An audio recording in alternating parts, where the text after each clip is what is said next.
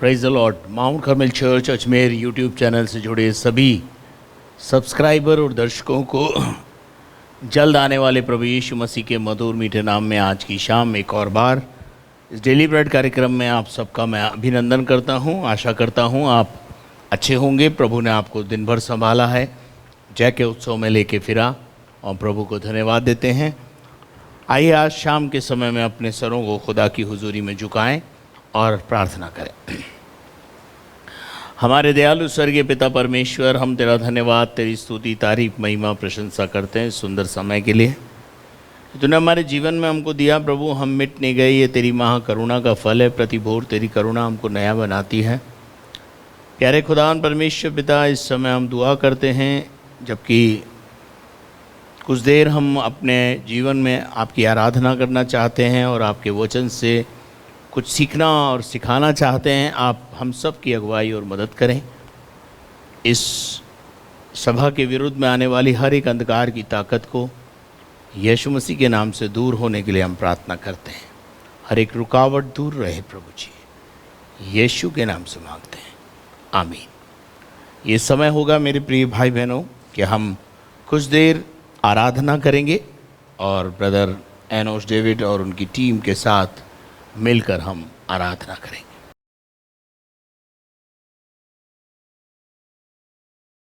आइए मिल के प्रभु की आराधना करेंगे। गीत को गाएंगे जो आप सभी को आता है। विनती सुन ले यीशु प्यारे, संग रहो महाराज, राखो मोरी लाज।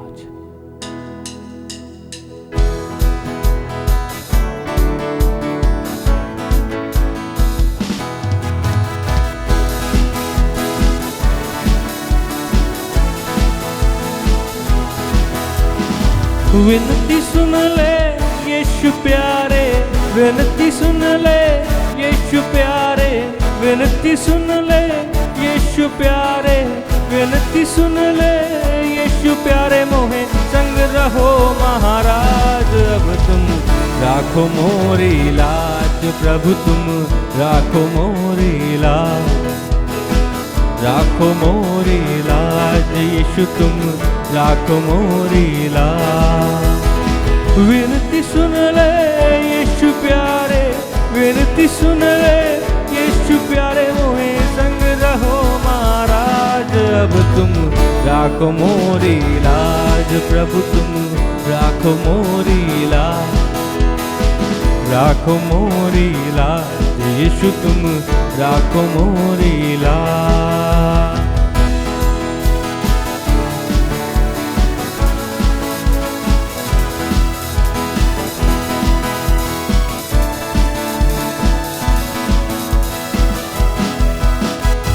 विनती करूं तुमसे करो चोरी, अब तो विनती सुन लो मोरी। विनती करूं तुमसे करो चोरी, अब तो विनती सुन लो मोरी।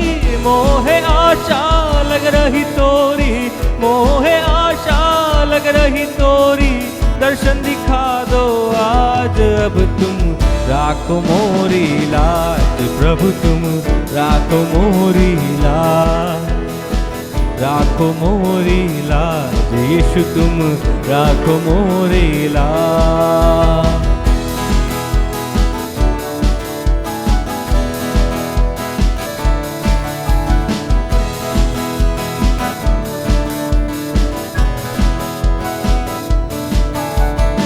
आपका मैं शहदा कहलाऊं, आस लगी तोरे दर्शन पाऊं।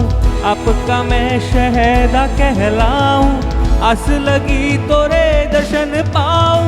युग युग आपका मैं गुण गाऊं, युग युग आपका मैं गुण गाऊं। मेरे यीशु महाराज, अब तुम राखो मोरी लाज। प्रभु तुम राखो मोरी लाज, राखो मोरी लाज। यीशु तुम राखो मोरी लाज।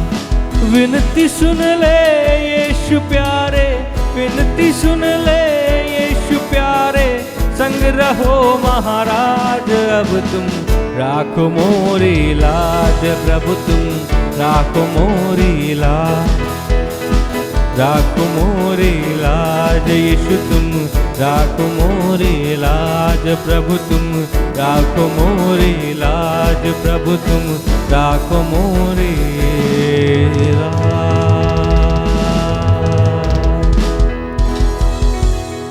राखो मोरी लाज राखो मोरी लाज यीशु तुम राखो मोरी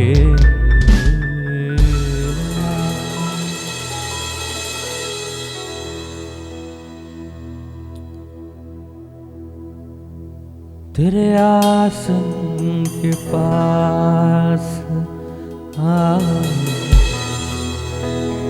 कृपा मिलती है, तेरे चरणों के पास बैठूं शांति मिलती है, तेरे मंदिर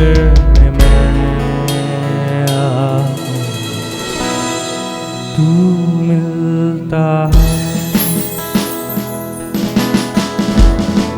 तेरे आसन के पास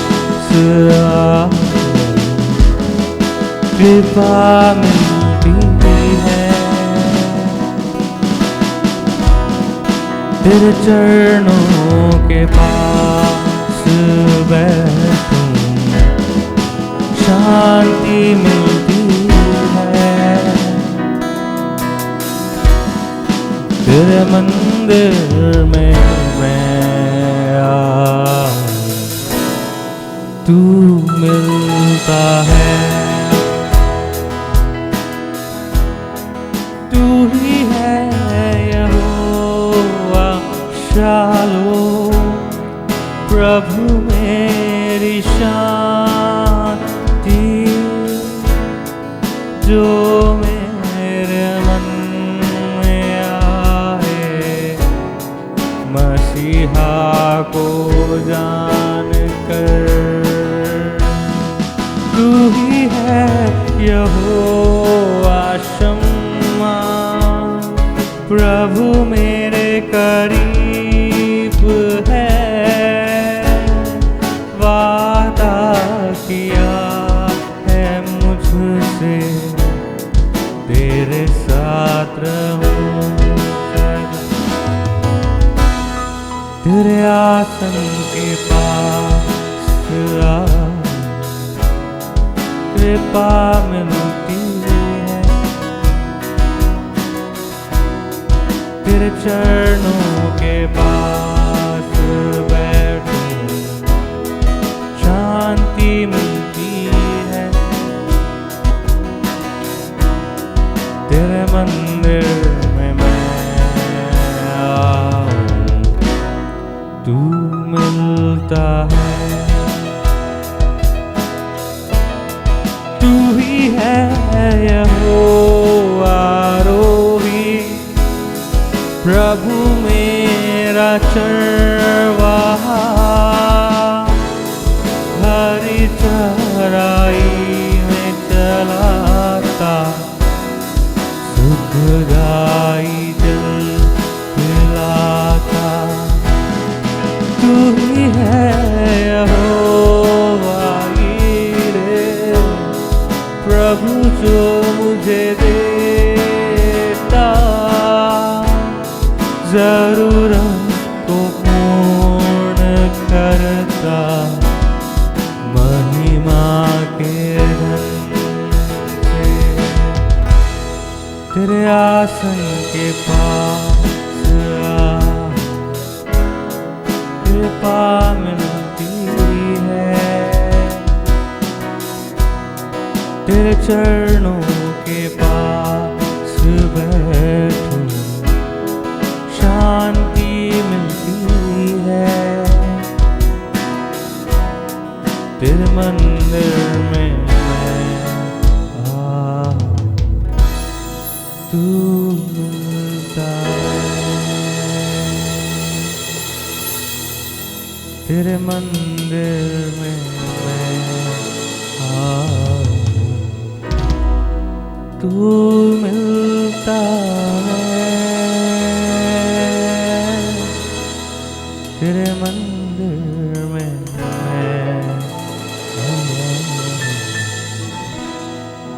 तू मिलता है,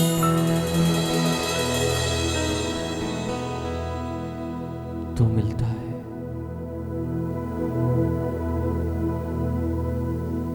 तेरे आसन के पास तेरी उपस्थिति में वो शांति बहती है खुदा, वो सामर्थ बहती है खुदा।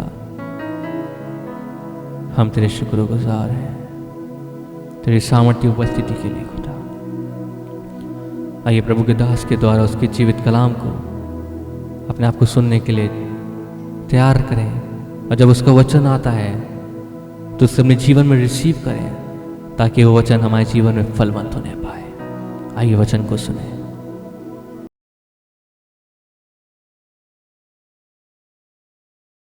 धन्यवाद देते हैं इस अच्छी आराधना के लिए जो अभी हमने प्रभु को अर्पित की है। और अब वक्त आ गया है कि हम परमेश्वर के वचन में से कुछ बातों को देखें। जैसा हम परमेश्वर के वचन को देख रहे हैं, और हमने अभी 19 अध्याय के, मत्ती के 19 अध्याय के 12 पद तक अध्ययन किया है। लगातार हम मत्ती के जो गॉस्पल है उसको अध्ययन कर रहे हैं, और आज शाम 13 से लेकर 15 पद तक हम पढ़ेंगे। मत्ती रचित सुसमाचार 19वां अध्याय और 13 पद से 15 पद तक पढ़ें। तब लोग बालकों को उसके पास लाए कि वह उन पर हाथ रखे और प्रार्थना करे, पर चेलों ने उन्हें डांटा। यीशु ने कहा, बालकों को मेरे पास आने दो और उन्हें मना न करो, क्योंकि स्वर्ग का राज्य ऐसो ही का है। और वह उन पर हाथ रखकर वहाँ से चला गया। Thank you very much. मेरे प्रिय लोगों, जब यीशु मसीह अपने देह के दिनों में था, और उन दिनों में, जिन दिनों में यीशु मसीह था, उन दिनों में यहूदी लोग अपने बच्चों को अक्सर जो है धार्मिक गुरुओं के पास ले जाते थे। जैसा आज भी हम देखते हैं कि हम अपने जो बाल बच्चे होते हैं, छोटे बच्चे होते हैं, उनको अपने जो गुरु हैं उनसे हाथ रखवाते हैं और उनसे आशीर्वाद दिलवाते हैं। बच्चों को भी सिखाते हैं कि ये हमारे गुरु हैं, इनका आदर करो, सम्मान करो, इनका पाँव छुओ। जिस तरीके से भी अभिनंदन करने का तरीका होता है वो हम उनको बताते हैं, और बच्चे वैसा करते हैं। और वो जो गुरु हुआ करते थे वो उन पर हाथ रखकर उन्हें आशीष दिया करते थे। ये ट्रेंड उस समय का था जो आज भी विद्यमान है भारत में। हम सभी बच्चों को, जो माँ बाप होते हैं, वो चाहते हैं कि धर्म गुरुओं के पास ले जाएं, और हमारे ऐसी आस्था है कि अगर धर्म गुरु बच्चों पर हाथ रखेगा तो शायद कुछ गुण उस धर्म गुरु के उसमें ट्रांसफ़र हो जाएंगे, या उनके हाथ रखने से उन्हें आशीष मिलेगी, या उनके हाथ रखने से उन्हें स्वस्थ और निरोगी काया प्राप्त होगी। यानी कुछ आस्था है हमारी। और उन दिनों में भी, यीशु मसीह के ज़माने में भी ऐसा ही कुछ होता था। और यीशु मसीह बहुत व्यस्त रहते थे। यीशु मसीह इतने व्यस्त रहते थे कि उन्हें और उनके शिष्यों को कभी कभी तो खाना खाने का समय भी उपलब्ध नहीं होता था। इसलिए जब बहुत सारी माँ यीशु मसीह के पास अपने बच्चों को लेकर के आने लगी तो चेले गुस्से में आ गए। चेलों ने गुस्से में आकर माँ को और उन माँ को डांटने लगे कि तुम्हें दिखता नहीं है कि गुरु बहुत परेशान हैं और तुम जाओ यहाँ से। लेकिन जब चेले गुस्सा कर रहे थे, चेले उनको यीशु मसीह के पास आने से रोक रहे थे, अर्थात वो माँ और वो पिता जो अपने बच्चों को लेकर यीशु का हाथ रखवाना चाहते थे, जब चेलों ने उनको रोका तो यीशु ने उनको देखकर उनके एटीट्यूड पर उनको डांटा और कहा, देखिए यहाँ पे लिखा हुआ है, तब लोग बालकों को उसके पास लाए कि वो उन पर हाथ रखे और प्रार्थना करें, परंतु चेलों ने उन्हें डांटा। यीशु ने उनसे कहा, बालकों को मेरे पास आने दो। यीशु मसीह भी बच्चों से बहुत प्यार करते थे।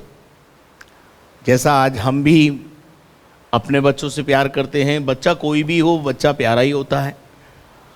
और हम देखते हैं बहुत सारे गीत प्रचलन में हैं, बच्चे मन के सच्चे, बच्चे बहुत साफ दिल के होते हैं, उनको कोई मतलब नहीं होता, उनके अंदर कोई कड़वाहट नहीं होती, उनके अंदर कोई राजनीति नहीं होती, और वो बड़े शुद्ध मन से जो है वो रहते हैं, जिनका मन शुद्ध है।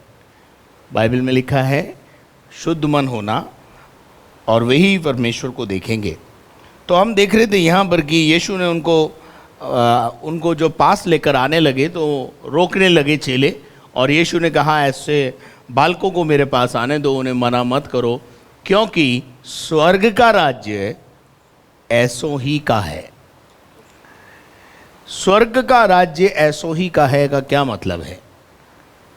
मेरे अजीजों, यहाँ अगर हम देखते हैं कि कभी कभी कलीसियाओं में बहुत सी दफ़ा जब बाल्य अवस्था में जो लोग बपतिस्मा देते हैं वो भी इस आयत को पढ़ते हैं, और बाल्य अवस्था में जब छोटा बच्चा होता है जिसे पहली बार भवन में लाया जाता है या उसका नामकरण किया जाता है, तब भी इसी आयत को पढ़ा जाता है। और इन 3 आयतों में यीशु मसीह का बच्चों के प्रति लगाव और बच्चों के प्रति प्रेम को हम देख पाते हैं। और ना केवल इतना ही, लेकिन कई जगह पर हम और बच्चों के विषय में बाइबल में देख पाते हैं कि परमेश्वर जो है क्या कहता है। मेरे अजीजों, अगर आप यशायाह नबी की किताब उसका 40वां अध्याय और उसके 11 पद को पढ़ें, वह चरवाहे के समान अपने झुंड को चराएगा, अपने झुंड को चराएगा। अब यहाँ पर आपको देखना है कि एक चरवाहे के अंदर क्या क्वालिटी होनी चाहिए। वह चरवाहे की मानंद अपने झुंड को चराएगा। अब देखते हैं हम कि हमारे जो चरवाहे होते हैं, चरवाहे के झुंड में जो है वो पूर्ण भेड़ें भी होती है, और कभी कभी कुछ भेड़ें बीमार होती हैं, और कुछ लंगड़ी लूली भी होती हैं, कुछ अपाहिज भेड़ें भी होती हैं, और भेड़ों के साथ बच्चे होना लाजमी है। अब जब एक चरवाहा जो है अपनी भेड़ों को चराता है, तो उन झुंड के अंदर केवल भेड़ें नहीं होती, परंतु मेमने भी होते हैं, बच्चे भी होते हैं, छोटे भी होते हैं, बड़े भी होते हैं। और एक चरवाहे को ये समझना होगा कि उसको जो झुंड उसको दिया गया है, उस झुंड में बच्चे भी शामिल हैं। और कभी कभी हम पासबान जो है वो चिल्ड्रन मिनिस्ट्री को इतनी तवज्जो नहीं देते, लेकिन मेरे अजीज़ों, यहाँ एक अच्छे चरवाहे के विषय में लिखा है। क्या लिखा है ब्रदर? पढ़िएगा। वह चरवाहे के समान अपने झुंड को चराएगा, वो चरवाहे की मानंद अपने झुंड को चराएगा। वह भेड़ों के बच्चों को अखबार में लिए रहेगा, वो भेड़ों के बच्चों को अखबार में लिए रहेगा, यानी गोदी में लिए रहेगा। आप मेरे साथ हैं? हम यहाँ पर चरवाहे की क्वालिटी को देख रहे हैं, और यीशु मसीह ने यूहन्ना 10:10 में कहा है, अच्छा चरवाहा मैं हूँ, है ना। अगर 10वें अध्याय को अगर अपन पढ़ेंगे तो वहाँ लिखा हुआ है यूहन्ना 10:10 में कि चोर तो केवल चोरी करने आता है और घात करने आता है, परंतु मैं इसलिए आया कि तुम्हें जीवन दूँ। और उसके बाद लिखा है अच्छा चरवाहा मैं हूँ। कौन सी आयत में लिखा है? 11 पद में लिखा है, अच्छा चरवाहा मैं हूँ, अच्छा चरवाहा मैं हूँ। अच्छा चरवाहा भेड़ों के लिए अपना प्राण देता है। हाँ, अपनी भेड़ों के लिए अपना प्राण देता है। लेकिन अच्छे चरवाहे में 40 अध्याय के 11 पद में वो कह रहा है कि जो भेड़ें हैं और भेड़ों के पास जो मेमने हैं, उन मेमनों को जो बराबर चल नहीं पाते, बराबर जो है दौड़ नहीं पाते, उनको, उन भेड़ों के मेमनों को, उन छोटे बालकों को उसने कहाँ लिया हुआ है? अखबार में लिया हुआ, अपनी गोद में लिया हुआ है। और दूध पिलाने वालियों को धीरे धीरे ले चलेगा। और दूध पिलाने वाली यानी जिसने अभी अभी बच्चों को जन्म दिया है, कमजोर अवस्था में है, देखिए, एक स्त्री जब बच्चे को जन्म देती है तो उसके जीवन में कमज़ोरी आती है, और उस कमज़ोरी के समय में उसको धीरे चलना की ज़रूरत होती है। अब चरवाहा जो है वो इस बात को समझता है, और चरवाहा बच्चों के हालात को भी समझता है, और एक अच्छा चरवाहा वही है जो सबका ध्यान रखते हुए अपने झुंड को चराता है। यीशु मसीह ने अपने देह के दिनों में पतरस से कहा, क्या तू मुझसे प्रेम करता है? यीशु से उसने कहा, हाँ प्रभु, मैं तुझसे प्रेम करता हूँ। उसने कहा, मेरे मेमनों को चरा। उसके बाद दोबारा यीशु मसीह ने उससे पूछा कि क्या तू मुझसे प्रेम करता है? उसने कहा, हाँ प्रभु, मैं तुझसे प्रेम करता हूँ। बोले, मेरी भेड़ों की रखवाली कर। और उससे तीसरी बार फिर पूछा तो उसने कहा, हाँ प्रभु, मैं तुझसे प्यार करता हूँ। और उसने कहा, मेरी भेड़ों को चरा। भेड़ों को चरा, मेमनों को चरा, और मेमने और भेड़ों दोनों की रखवाली कर। ये है एक अच्छे चरवाहे का काम। अब यहाँ हम देख रहे हैं कि यीशु मसीह जो चेले जो हैं वो बच्चों को रिजेक्ट कर रहे हैं, बच्चों को यीशु तक नहीं आने दे रहे हैं, बच्चों को यीशु की गोद में नहीं आने दे रहे हैं, व्यस्तता बता रहे हैं। मेरे अजीजों, प्रभु का धन्यवाद देता हूँ कि परमेश्वर ने हमको एक अच्छा चरवाह दिया है। और अगर अपन देखें मत्ती रचित सुसमाचार उसके 10 अध्याय उसके 42 पद को देखें कि यीशु मसीह ने किस प्रकार से अपनी देह के दिनों में कई बार, एक बार नहीं कई बार वचन में बच्चों के विषय में, छोटों के विषय में बोला है। पढ़िएगा, जो कोई इन छोटों में से एक को मेरा चेला जानकर, जो कोई इन छोटों में से एक को मेरा चेला जानकर, किसी को मेरा चेला समझकर केवल एक कटोरा ठंडा पानी पिलाए, यानी जो अपने आप को छोटा करेगा, छोटा करना अपने आप को बहुत ज़रूरी है। हमारी प्रॉब्लम है, हम हमेशा अपने बड़प्पन को दिखाते हैं। मैं बड़ा हूँ, मैं बड़ा हूँ, मैं बड़ा हूँ, मुझसे क्यों नहीं पूछा, मेरे से पूछ के करना चाहिए काम। हम इस तरीके से एटीट्यूड अपना जीवन में रखते हैं। और यहाँ पर हम देखते हैं यीशु कहता है कि इन छोटों को प्रभु जानकर या मेरा चेला समझकर केवल उनके साथ व्यवहार करेगा। पानी पिलाएगा का क्या मतलब है? व्यवहार करेगा। आप मेरे साथ हैं? पानी पिलाने का अर्थ क्या है? उनके साथ एक अच्छा व्यवहार करेगा। वो क्या पाएगा? देखिए, पढ़िए, मैं तुमसे सच सच कहता हूँ, मैं तुमसे सच सच कहता हूँ, वह किसी रीति से अपना प्रतिफल न खोएगा। यानी वो प्रतिफल पाएगा। काय का प्रतिफल? छोटों के साथ अच्छा व्यवहार। तो यीशु मसीह ने कभी भी छोटे बच्चों को तुच्छ जानने के लिए नहीं कहा। पढ़िएगा मत्ती रचित सुसमाचार 18 अध्याय और उसके 10 पद को पढ़े। देखो तुम इन छोटों में से किसी को तुच्छ न जानना, तुम इन बच्चों में से किसी को तुच्छ ना जानना, क्योंकि मैं तुमसे कहता हूँ कि स्वर्ग में उनके दूत, स्वर्ग में उनके लिए परमेश्वर के ठहराए हुए स्वर्गदूत मेरे स्वर्गीय पिता का मुंह सदा देखते हैं। मेरे स्वर्गीय पिता का मुंह हमेशा देखते रहते हैं। यानी उन बच्चों के लिए ठहराए गए स्वर्गदूत, अगर आप उन्हें रिजेक्ट करते हैं तो आप देख लीजिए कि वो बात तुरंत परमेश्वर तक पहुंच जाती है और आप अपना प्रतिफल खो देंगे।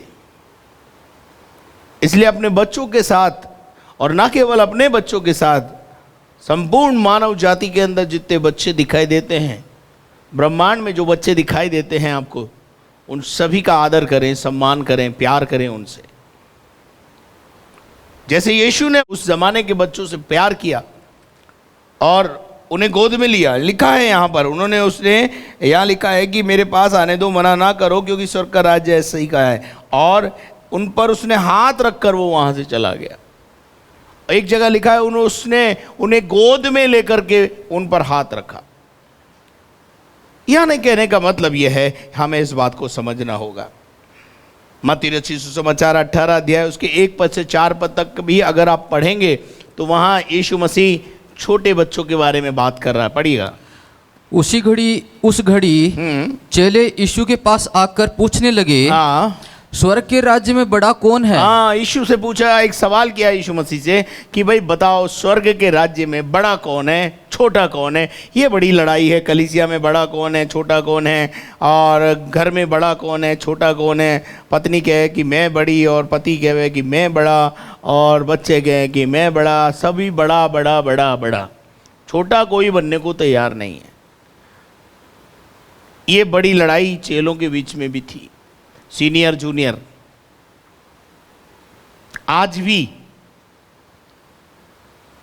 यीशु मसीह के दुनिया से चले जाने के बाद भी 2000 साल होने जा रहे हैं और उसके बावजूद भी यही हालात कलीसियाओं में, परिवारों में पाए जाते हैं। छोटा भाई बड़ा बनना चाहता है, घर के छोटे लोग बड़े बनना चाहते हैं। चलिए आगे बढ़िए, क्या लिखा है। इस पर उसने एक बालक को पास बुलाकर, किसको बुलाया उसने? एग्जाम्पल के लिए किसका इस्तेमाल किया? एक बालक, एक छोटे बच्चे को पकड़ लिया उसने। एक छोटे बालक को उसने अपने पास बुलाया और उनके बीच में खड़ा किया, और उन बच्चों को, उस बच्चे को लेकर के चेलों के बीच में खड़ा कर दिया और कहा, मैं तुमसे सच कहता हूँ, मैं तुमसे सच सच कहता हूँ कि जब तक तुम न फिरो, जब तक तुम ना फिरो। जब तक तुम ना फिरो का क्या मतलब है? एक जगह लिखा है जब तक तुम इस बालक के समान ना बनो। अब वही वाली बात है कि हम तो बड़े हो गए, 6 फुट के हो गए, हम कोई वापस 1 फुट के थोड़ी हो सकते। हाँ प्रियो, ये बिल्कुल सही है कि आप अपने जो शरीर के अंदर बढ़ चुके हो वो आप छोटे नहीं हो सकते उसमें, लेकिन आप अपने व्यवहार में अपने आप को छोटा बनाइए।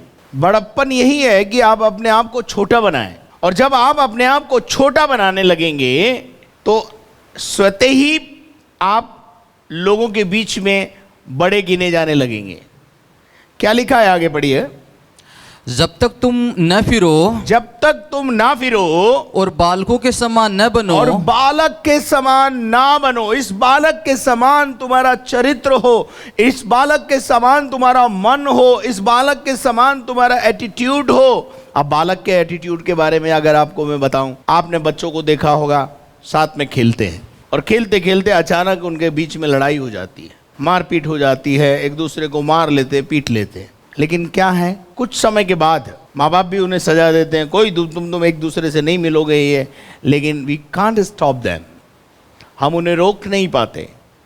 वो कुछ ही देर के बाद पिछला सब भूलकर, जो घटना हुई थी उसको भूलकर वापस साथ खेलने लग जाते हैं।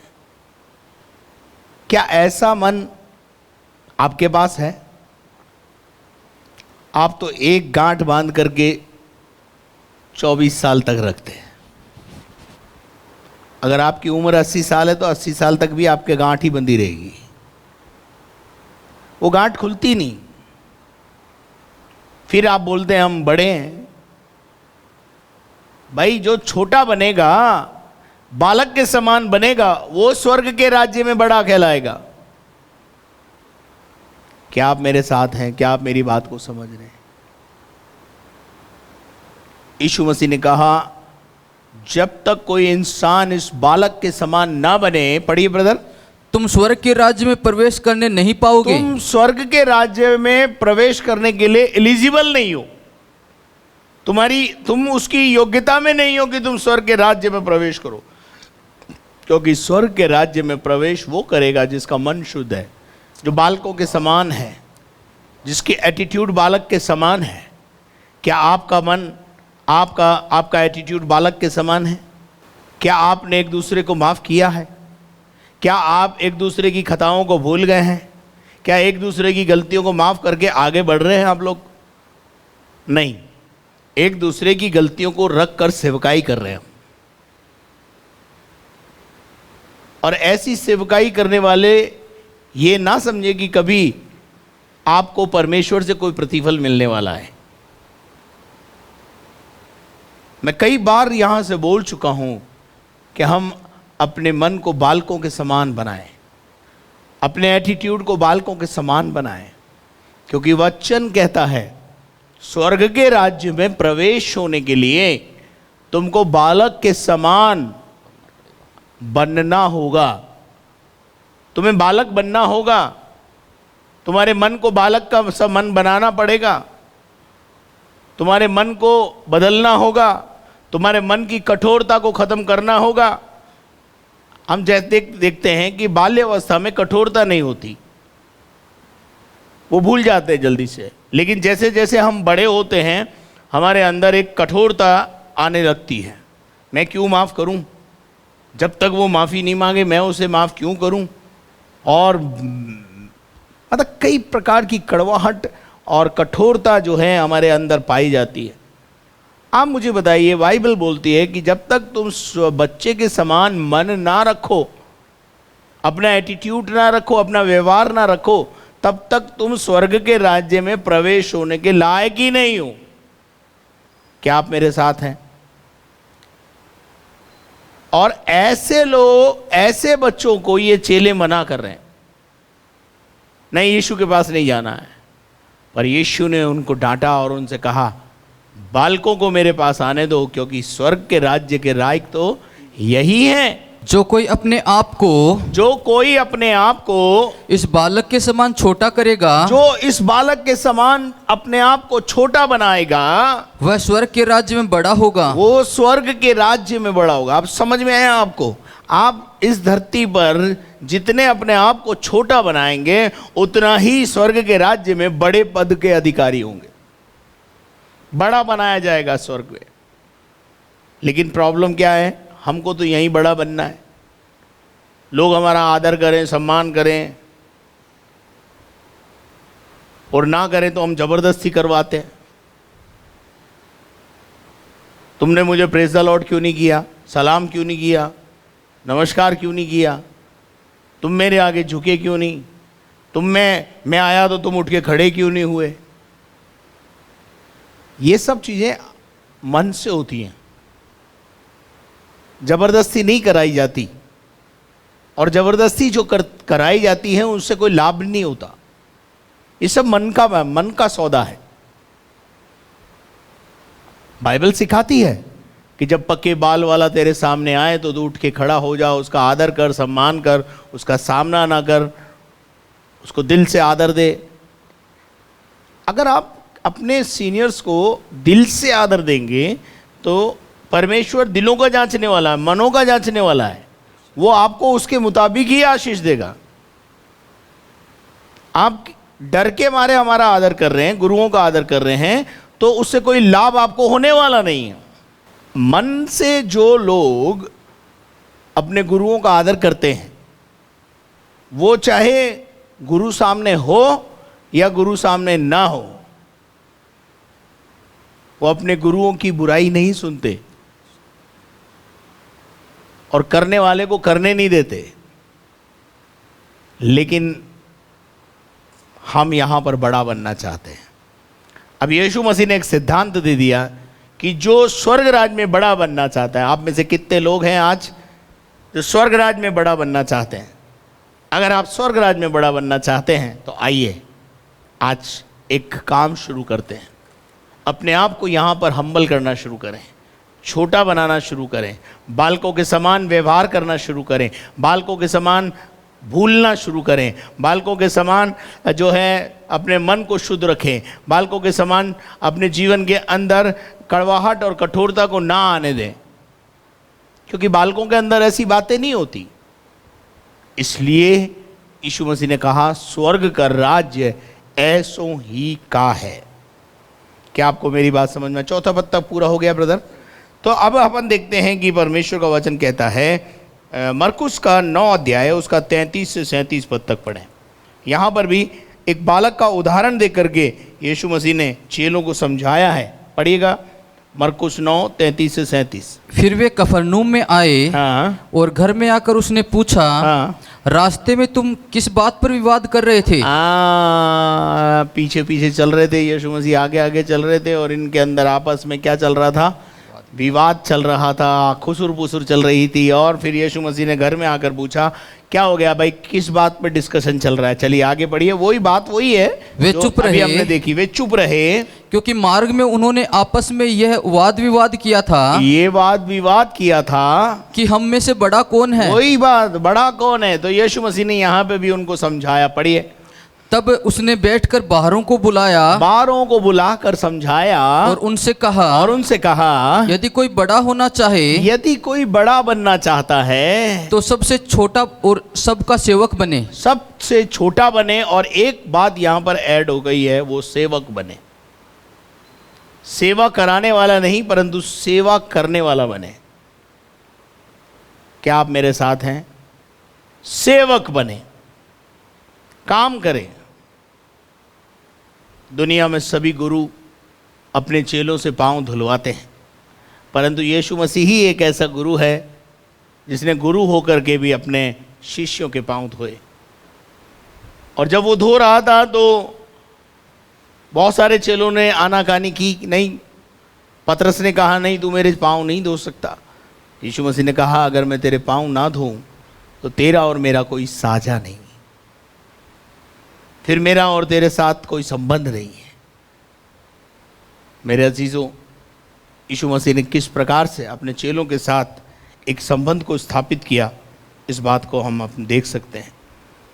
मेरे अजीजों, मत्ती 11 का 15 से पढ़ो। जिसके सुनने के कान हो वह सुन ले। जिसके सुनने के कान हो वो सुन ले। मैं इस समय के लोगों की उपमा किससे दूं? मैं इस समय के लोगों की उपमा किससे दूं?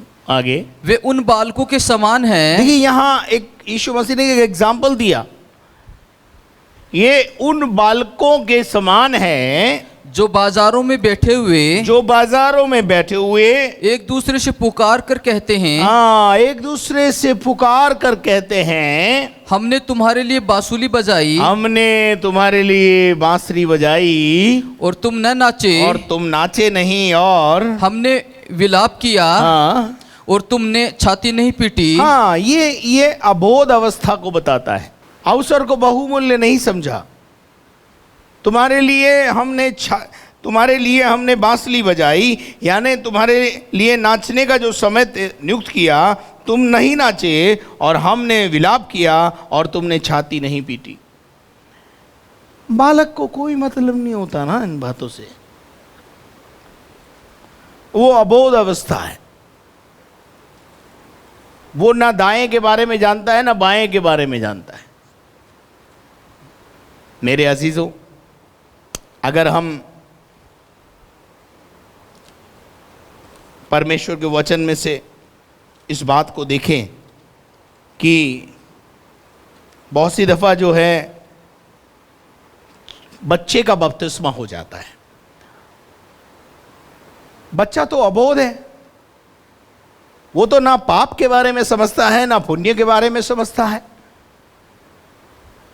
उसका तो मन वैसे ही शुद्ध है, उसको शुद्धिकरण की जरूरत नहीं है। इसलिए बहुत सारी कलीसियाओं में बाल्यावस्था बपतिस्मा होता है, परंतु बहुत सारी कलीसियाओं में इमर्जेंट बैप्टिज्म होता है, यानी समझदार होने के बाद जब वो पाप और पुण्य को समझ लेता है, अपना खुद का निर्णय लेने की ताकत और कुव्वत में आता है, तब उसका बपतिस्मा होता है। तो मैं आपको बताना चाहता हूं कि एक व्यक्ति ने मुझसे सवाल किया कि यदि बच्चा मर जाए तो वो स्वर्ग जाएगा या नरक जाएगा? अगर उसका बपतिस्मा हो गया है, ऐसा उनकी धारणा है कि अगर उनका बपतिस्मा हो गया है बाल्य अवस्था में और उसके बाद अगर उसकी मृत्यु हो जाती है तो वो सीधा स्वर्ग जाएगा, और अगर बिना बपतिस्मा अगर उसकी मृत्यु हो गई तो वो नरक चला जाएगा।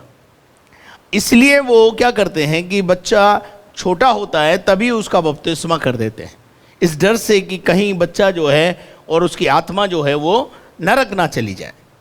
उनकी सोच है। तो एक व्यक्ति ने मुझसे पूछा, अच्छा इसमें एक और बात है कि जो बपतिस्मा लिए बिना जो बच्चे मर जाते हैं उनको कई कब्रिस्तान में जगह नहीं मिलती, उनके शव को गाड़ने के लिए कब्रिस्तान में जगह नहीं देते। परंतु मेरे अजीजों, उनके लिए एक अलग स्थान बनाया हुआ होता है शायद, और वहाँ उनको जगह दी जाती है। मैं किसी का हृदय दुखाने के लिए ये बात नहीं कह रहा, परंतु समझाने के लिए ये बात कह रहा हूँ कि परमेश्वर यानी यीशु मसीह अपनी देह के दिनों में बालकों को स्वर्ग के राज्य का अधिकारी बता रहा है। कह रहा है स्वर्ग का राज्य इन्हीं का है, ऐसो ही का है, ऐसे ही लोग स्वर्ग के राज्य में जाएंगे जो अबोध है, जो दाएं और बाएं के बारे में नहीं जानते हैं, जो पाप और पुण्य के बारे में नहीं जानते हैं। उनके विषय में परमेश्वर का वचन कहता है। मेरे अजीजों, तो किसी ने मुझसे सवाल किया कि बाइबल में आप कैसे प्रूफ करेंगे कि जो बच्चा बिना बपतिस्मा लिया हुआ है वो स्वर्ग चला जाएगा। देखिए, पहली बात तो यीशु मसीह खुद ही यहाँ पे कह रहे हैं, ठीक है, ये बच्चे जो लाए गए हैं वो तो बपतिस्मा लिए हुए नहीं हैं। और यीशु मसीह तो कह रहे हैं बच्चों का जिनका मन बाल्यावस्था के समान है, जो बाल्यावस्था में है, वो स्वर्ग का राज्य ऐसो ही का है। और उसके बाद एक आयत मुझे बहुत अच्छी परमेश्वर ने दी, जो उसको मैं आपके सामने पढ़ना चाहता हूँ। निकाल के हम पढ़ेंगे व्यवस्था विवरण 1 अध्याय और उसके 39 पद में इस प्रकार से लिखा हुआ है, फिर तुम्हारे बाल बच्चे जिनके विषय में तुम कहते हो, जिनके विषय में तुम ये सोचते हो कि ये लूट में चले जाएंगे, ये लूट जाएंगे, ये बर्बाद हो जाएंगे, ये स्वर्ग नहीं जा पाएंगे, ये सियोन नहीं जा पाएंगे। यहां सब लोग सियोन के यात्री हैं, ध्यान से सुनेगा। और मिस्र से कनान तक के जो सफ़र हो रहा है वो ये इसी बात को बताता है कि गुलामी से आज़ाद होने के बाद ये कनान जा रहे हैं, यानी स्वर्ग जा रहे हैं। लेकिन स्वर्ग पहुँचे कौन? 39 पद में लिखा हुआ है, उनको यहोशू उनको हियाव दे रहा है और उनसे कह रहा है कि तुम अपने बाल बच्चों के प्रति तुम चिंतित हो कि ये स्वर्ग जाएंगे या नहीं जाएंगे, ये कनान पहुँचेंगे कि नहीं पहुँचेंगे। ऐसा ना हो कि ये लूट के शिकार हो जाएं, बर्बाद हो जाएं। हमारे बाल बच्चों के विषय में हमें चिंता होना लाजमी है। लेकिन वह यहोशू इस भेद को वहाँ पर खोलता है और क्या लिखा है, पढ़िए ब्रदर। और तुम्हारे जो बच्चे अभी भले बुरे का भेद नहीं जानते, 39 पद को फिर से पढ़िए। फिर तुम्हारे बाल बच्चे जिनके विषय में तुम कहते हो, जिनके विषय में तुम ऐसा सोचते हो कि ये लूट में चले जाएंगे, ये बर्बाद हो जाएंगे, ये नरक चले जाएंगे, ये स्वर्ग नहीं पहुंचेंगे, ये कनान नहीं पहुंचेंगे। और तुम्हारे जो बच्चे अभी भले बुरे का भेद नहीं जानते, लिसन केयरफुली, यहाँ यहोशू कहता है ऐसे बच्चे जो भले और बुरे का भेद नहीं जानते, वे वहां प्रवेश करेंगे, वे उस कनान देश में क्या करेंगे? प्रवेश करेंगे। क्या आप मेरे साथ हैं? क्या आपको मेरी बात समझ में आ रही है कि परमेश्वर का वचन क्या कहता है? वे वहाँ पर प्रवेश करेंगे and nobody can stop them. और आप सब जानते हैं ये एक भय उनके अंदर पाया जाता था, उस भय को यहोशू ने यहाँ पे दूर किया। पढ़िए गिनती 14:3। यहोवा हमको उस देश में ले जाकर, परमेश्वर हमको उस देश में ले जाकर तलवार से मरवाना चाहता है। क्या तलवार से मरवाना चाहता है? हमारी स्त्रियां और बाल बच्चे तो लूट में चले जाएंगे, और क्या हमारे लिए अच्छा नहीं कि हम मिस्र देश को लौट जाएं? इनके अंदर एक भय आ गया कि हम कनान नहीं जा पाएंगे, तो इससे बेहतर है कि हम मिस्र वापस चले जाएं। लेकिन इन बातों को लेकर, जिन बातों से ये परेशान हैं, यहोशू इनको समझा रहा है। अगर आप व्यवस्था विवरण 1 अध्याय और उसके 38 पद को भी पढ़ दें ब्रदर। नून का पुत्र यहोशू जो तेरे सामने खड़ा रहता है, जो तेरे सामने खड़ा रहता है वह तो वहां जाने पाएगा, और इसलिए तू उसको हियाव दे, हाँ, क्योंकि उस देश को इजराइलियों के अधिकार में वही कर देगा। और फिर तुम्हारे बाल बच्चे, फिर तुम्हारे जो बाल बच्चे हैं, जिनके विषय में तुम कहते हो हाँ, कि ये लूट में चले जाएंगे, ये बच्चे लूट में चले जाएंगे, और तुम्हारे जो बच्चे अभी भले बुरे का भेद नहीं जानते, जो बच्चे अभी भले और बुरे का भेद नहीं जानते, वे वहां प्रवेश करेंगे, वे वहां प्रवेश करेंगे, और उनको मैं वह देश दूंगा, और उनको मैं वो देश दूंगा, और वे उसके अधिकारी होंगे। और वे उसके अधिकारी होंगे। आप मेरी बात को समझ रहे हैं? जो बच्चे भले और बुरे का भेद नहीं जानते, परमेश्वर उनसे कोई लेखा जोखा नहीं ले रहा है। वो उनके शुद्ध मन के आधार के ऊपर स्वर्ग राज के अंदर प्रवेश कर रहे हैं। क्या आप मेरे साथ हैं? दाऊद बड़े कॉन्फिडेंस के साथ अपने बच्चे के लिए कह रहा है कि मेरा बच्चा जो मर गया है, मैं उसे लौटा के नहीं ला सकता, परंतु मेरा बच्चा जहां गया है मैं वहां जाने की तैयारी करूंगा। इसका मतलब क्या है? दाऊद के पास एक कॉन्फिडेंस है। और दाऊद के पास क्या कॉन्फिडेंस है? कि मेरा बेटा जो है वो स्वर्ग में गया है। क्यों? वो अबोध है, उसको कुछ पता नहीं है, भले बुरे का भेद नहीं जानता, दाएं बाएं का भेद नहीं पता है, पाप और पुण्य के बारे में पता नहीं है, मन शुद्ध है, कड़वाहट नहीं है, जलन नहीं है, हसद नहीं है, इन चीजों से एनकाउंटर ही नहीं हुआ अभी। लेकिन जैसे जैसे हम बड़े होते हैं, हमारे सामने चॉइस होती है, हम कड़वाहट को अपनाएं या मिठास को अपनाएं, हम जलन हसद को अपनाएं या प्रेम को अपनाएं। हमारे सामने चॉइस आ जाती है और चुनाव की प्रक्रिया में हम चले जाते हैं। जैसे हम 18 साल के बाद चुनाव के देने का अधिकार हमें मिलता है, चुनने का अधिकार मिलता है, हमें अपनी सरकार चुनने का अधिकार मिलता है।